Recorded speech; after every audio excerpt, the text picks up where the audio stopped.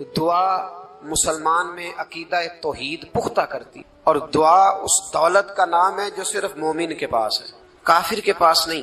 نبی پاک علیہ السلام نے فرمایا الدعاء صلاح المومن، دعا مومن کا ہتھیار ہے، کافر کے پاس یہ ہتھیار نہیں ہے۔ مومن جب اپنے مالک کے حضور دعا مانگتا ہے نا، دنیا میں آپ کسی سے زیادہ مانگے تو وہ ناراض ہو جاتا ہے، وہ کہتا ہے بھائی تو نے تو کام بنا لیا ہے، کل بھی دیا تھا، پرسوں بھی دیا تھا، روز روز تجھے کون دے؟ میرے نبی پاک علیہ السلام نے فرمایا جو اپنے رب سے زیادہ مانگتا ہے رب اس سے زیادہ راضی ہوتا ہے، زیادہ راضی ہوتا ہے۔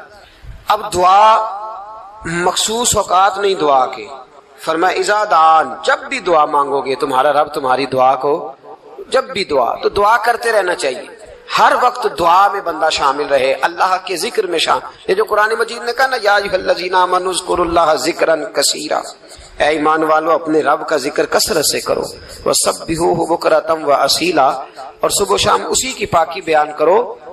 تو اس سے مراد یہ نہیں ہے کہ تسبیح لے کے سارا دن مسجد میں بیٹھے رہو اور کام کوئی نہ کرو، بلکہ اس کا مطلب یہ ہے کہ روٹی شروع کرو تو اللہ کے نام سے، اختتام کرو تو اللہ کے نام، سو جاؤ تو رب کا نام لے کے، سویرے اٹھو تو اللہ کا نام لے کے، جب تمہیں کوئی چیز اچھی لگے تو ماشاءاللہ کہو، جب کوئی مصیبت آئے تو کہو انا للہ و انا الیہ راجعون۔ تو سارا دن اللہ کا ذکر جاری رہے گا۔ نبی پاک صلی اللہ علیہ وسلم نے مسلمان کو ایک دوسرے سے ملنے کا طریقہ بتایا۔ مصیبت آئے تو کیا کہنا ہے؟ صرف فوتگی پہ نہیں کہنا، اس کی وضاحت کر دو۔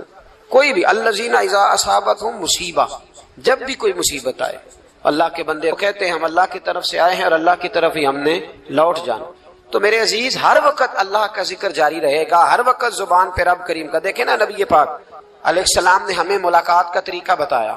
ایک صحابی آئے تو انہوں نے آ کے کہا السلام علیکم، نبی پاک علیہ السلام نے فرمایا رب تعالیٰ نے اسے 10 نیکیاں عطا فرمائی ہیں۔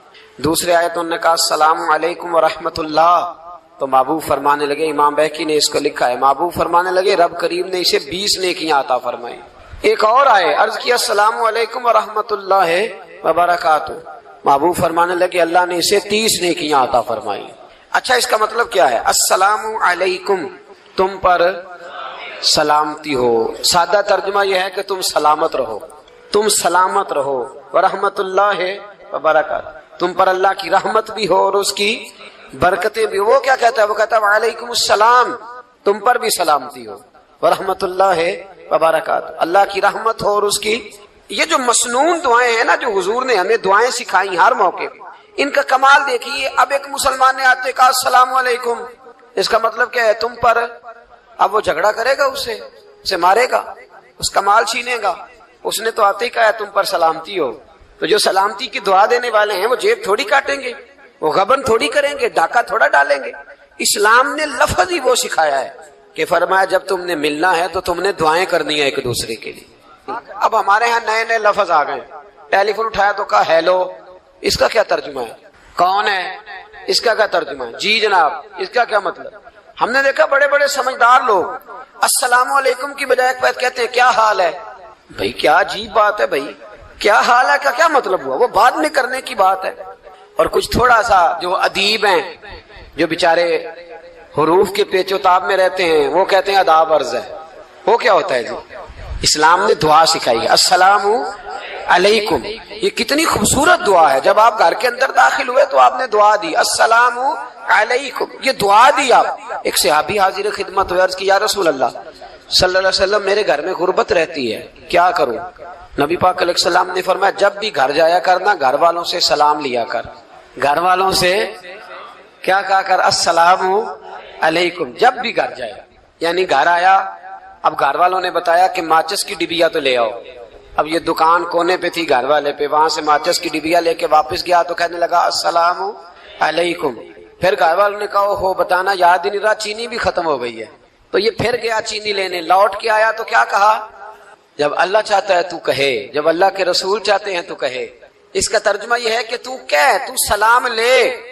اللہ رسول چاہ رہے ہیں کہ تو سلام لے تاکہ تیرے گھر میں سلامتیاں ڈال دی جائیں۔ تو فرمایا سلام لینی ہے تو نے، اور ساتھ تو نے اس طرح کرنا ہے کہ 3 دفعہ سورۃ اخلاص کو پڑھنا ہے۔ امام قرطبی نے اس کو لکھا ہے۔ اس نے کہا حضور غربت بڑی ہے، غربت بڑی ہے تو کہ وظیفہ بتائیں۔ فرمایا جب بھی گھر جاؤ سلام لو اور 3 دفعہ سورۃ اخلاص پڑھو. وہ صحابی کہتے ہیں میں پکا ہو گیا.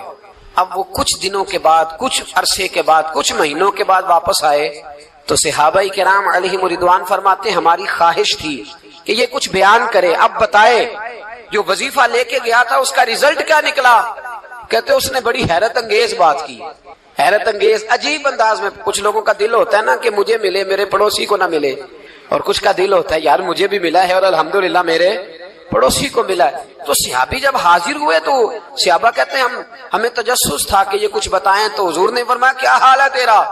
کہا یا رسول اللہ کمال ہی ہو گئی ہے حضور، میں جب بھی گھر جاتا ہوں سلام لیتا ہوں اور 3 دفعہ سورۃ اخلاص پڑھتا ہوں، میں تو امیر ہو ہی گیا ہوں، میرے تو ہمسائے بھی امیر ہو گئے.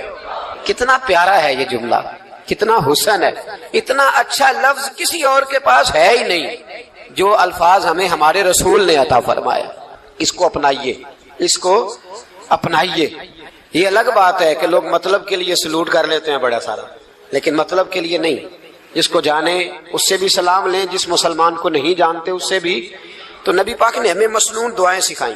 رات کو جب سونے لگے اللہ کے رسول صلی اللہ علیہ وسلم نے ہمیں دعا سکھائی. حضور نے فرمایا جب سونے لگو تو مسلم شریف میں فرمایا تم نے یہ دعا پڑھنی، اللہم باسمک اموت واحیا. تم نے کہنا اے اللہ میں تیرے نام پر مرتا ہوں اور تیرے نام پر جیتا ہوں. نبی پاک صلی اللہ علیہ وسلم نے ایک حدیث میں فرمایا کہ یہ جو نیند ہے نا یہ موت کی چھوٹی بہن ہے، یہ موت کا ایک حصہ ہے. جس طرح انسان سو جائے تو کوئی خبر نہیں ہوتی کیا ہو رہا ہے، بالکل وہ اٹھا ہے تو اس نے کہا ہو یہ کیا ہوا. سو جاتا ہے نا آدمی، اسے خبر نہیں ہوتی، اوہو میں نے تو 11 بجے اٹھنا تھا، یہ تو 3 بج گئے. اب اسے خبر نہ رہی. سوتے ہوئے لوگ چوری کر لیتے ہیں. بلکہ اس طرح بھی ہوتا ہے کہ آدمی نے گکھڑ اترنا تھا، وہ پنڈی سے آ رہا تھا لیکن وہ سویا ہوا تھا، آنکھ تب کھلی جب کاموں کی آ گیا تھا. اب اس کا اس پر زور تو فرمایا کیا پتا اب تو کھل گئی کاموں کی، جا کے لاہور جا کے کسی جگہ پہنچ کے. تو یہ بھی ممکن ہے کہ کھلے ہی نہ، نیند ہی موت کا سبب بن جائے. تو کہہ کے سو کہ یا اللہ تیرے نام پہ سو رہا ہوں.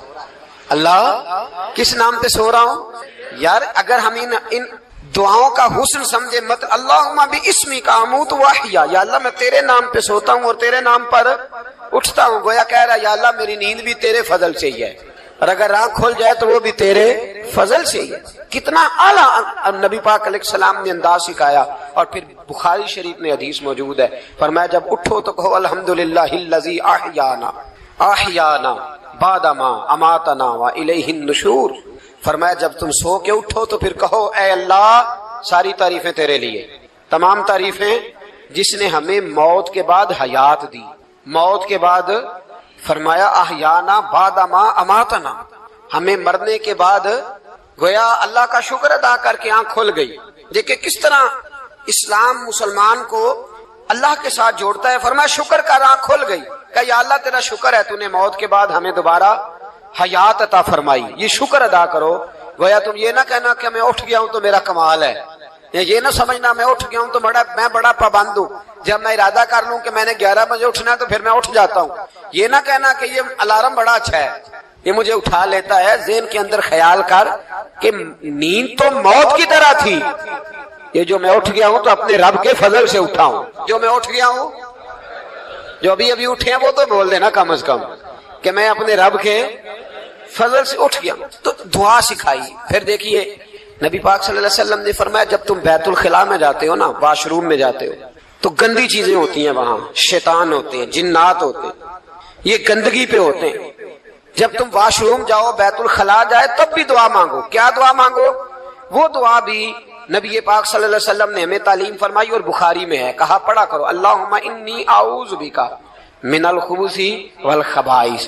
کہو اے اللہ ناپاک چیزوں سے میں تیری پناہ مانگتا ہوں، وہ نر ہوں یا مادہ ہوں. اللہ میں تیری پناہ مانگتا ہوں. واش روم کے اندر بہت ساری بری چیزیں ہوتی ہیں. جوان میری بات پر توجہ فرمائیں، وہاں بہت ساری گندی چیزیں ہوتی ہیں. انسان کئی دفعہ واش روم میں جاتا ہے، اسے وسوسے زیادہ آتے ہیں. یہ نوٹ کریں میری بات. اصل میں نا ہم بات ڈھونڈ رہے ہیں علاج اپنی بیماریوں کا، حالانکہ علاج تو سارا مدینے والے رسول کے پاس موجود ہے، محبوب کے پاس ساری دوائیاں ہیں. تو نبی پاک علیہ السلام دیکھیں نا، انسان واش روم میں جاتا ہے اسے وسوسے آتے، برے خیالات آتے، وہ گناہ کی طرف کئی دفعہ مائل ہوتا ہے. تو کہا تو دعا پڑھ کے جا، اللہم انی आऊज़ बिका, या अल्लाह मैं तेरी पनाह मांगता हूँ, मिनल खुबुसी वल खबाइस, हर खबीस और बुरी चीज से मैं तेरी पनाह मांगता हूँ, वो नर हो या। यार कितना अजीम दीन है, कितना अजीम मेरे मुस्तफा करीम का वो वाला दीन है। असल में अल्लाह करे बीए पास बच्चे को बैतुल खला की दुआ भी याद हो जाए, ऐसे याद हो जाए, और इसके माँ बाप समझ लें कि जवान हो गया है, अब हो सकता है इसकी तरफ शैतान हमला ज्यादा करे, इसे खराब करने की कोशिश करे, तो लिहाजा इसे दुआ सिखाई जाए ताकि इसको पहले से पता हो कि मैंने उस बेईमान से बचना किस तरह से। अब आप देखिए नबी पाक अलैहिस्सलातु सलाम ने हमें दुआ सिखाई मुसन्नफ इब्ने अबी शैबा में। कौन सी दुआ? वाशरूम से निकलने की।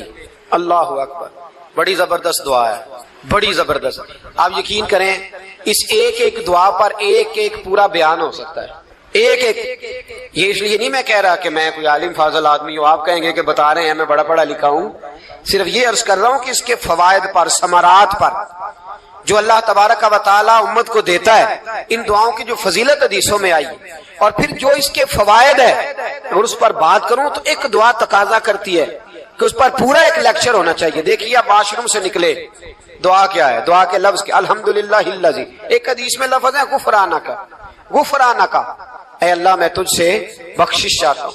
और जो मशहूर और मारूफ है मुसन्नफ इब्ने अबी शैबा की रवायत, फरमाया अल्हम्दुलिल्लाहिल्लज़ी अज़हबा अन्निल अज़ाब आफानी, फरमाया ऐ अल्लाह तेरा शुक्र है। वाशरूम से निकला है तो कह रहा है या अल्लाह तेरा शुक्र है, तूने मुझसे अजियत दूर की, व आफानी, और तूने मुझे आफियत अता कर दी, अजियत दूर कर दी और आफियत। बोलिए, वाशरूम से निकला है तो क्या कहता है? या अल्लाह तेरा शुक्र है, तूने मुझसे अजियत दूर कर दी और मुझे आफियत। डॉक्टर, हकीम, होम्योपैथिक एक चीज पर मुत्तफिक कम होते हैं, पता है ना आपको, लेकिन इस बात पर सबका इत्तेफाक है कि अगर किसी को कब्ज हो जाए ना तो शायद 70 या 72 बीमारियां लग जाती हैं। और जब आदमी को कब्ज होती है ना, पेट के अंदर फुजला जम जाता है, खारिज नहीं होता, उसको आसाब की बीमारी होती है, उसके जहन पर असर होता है उस चीज का। आप ये मत समझे कि खाना खाना ये कमाल है, अल्लाह ने ये भी नेमत बनाई है कि खाना जब खारिज होता है तो वो भी अल्लाह का बहुत बड़ा एहसान है। तो फरमाया तू समझा ही नहीं, अगर तुझे कब्ज हो जाती, तेरे पेट के अंदर वो चीज जम जाती, तेरे लिए कितनी तकलीफ का बायस थी। उन लोगों से पूछिए जो इसके बीमार हैं, इसके मरीज हैं, वो कितनी तकलीफ में रहते हैं, सर में दर्द होता है, सर चकराते हैं। एक बहुत बड़ा रोड एक्सीडेंट हुआ तो ड्राइवर से लोगों ने पूछा कि मसला क्या है, तो कहने लगा मैं कब्ज का मरीज हूँ, तो मैं खाना खा लेता हूँ तो मेरे जहन पर वो इस कदर ज्यादा गैस का गलबा होता है कि मैं सख्त तकलीफ में हूँ। नबी पाक अलैहिस्सलाम ने हमें समझाया और बताया कि समझ लो यारो, खाना खाने की नेमत तो अल्लाह ने तुम्हें अता फरमाई है, लेकिन खाना खाने के बाद उसका इखराज भी अल्लाह की बहुत बड़ी नेमत है, तो अल्लाह का शुक्र अदा करो। फिर जब आप घर से निकलेंगे तो भी उसकी दुआ इरशाद फरमाई, बिस्मिल्लाह तवक्कलतु अलल्लाह, अल्लाह के नाम से घर से निकलता हूँ और मैंने भरोसा भी अल्लाह के नाम पे किया। जब घर से निकलें तो किसके नाम पे भरोसा करें? बोलिए, हजरत राबिया बसरिया रहमतुल्लाह अलैहा, आप तशरीफ ले गई हज करने, जिस दिन वापस आई अपना ऊंट कह गई जाती दफा, कहने लगी अल्लाह मैं तेरे हवाले करके जा रही हूँ और बिस्मिल्लाह तवक्कलतु अलल्लाह, भरोसा भी तेरी जात पे। जिस दिन वापस आई ना उसी दिन किसी ने बताया कि अम्मा आज ही तेरा ऊंट मर गया है, तो ऊंट के सराहने खड़ी होकर कहने लगी मौला मैं तो तेरे नाम पे, तेरे पे भरोसा करके गई थी, तेरे हवाले, मैं तो तेरे घर गई थी। तो लोग कहते हैं अम्मा के मुंह से लफ्ज निकले तो ऊंट जिंदा होके खड़ा हो गया, खड़ा हो गया वो।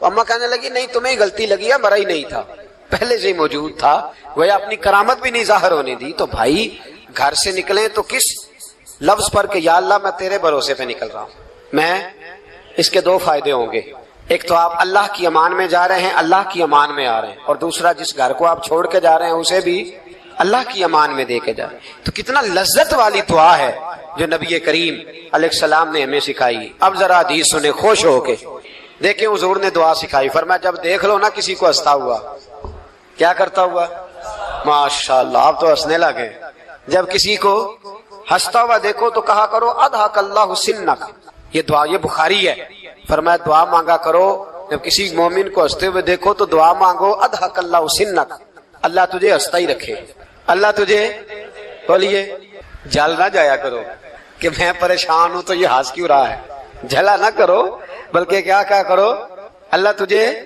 ہنستا رکھے، اللہ تجھے. نبی پاک صلی اللہ تعالی علیہ وآلہ وسلم نے فرمایا، ترمذی میں حضرت اسامہ بن زید رضی اللہ تعالیٰ عنہ سے حدیث مروی ہے، حضور نے فرمایا جس نے کسی کے ساتھ احسان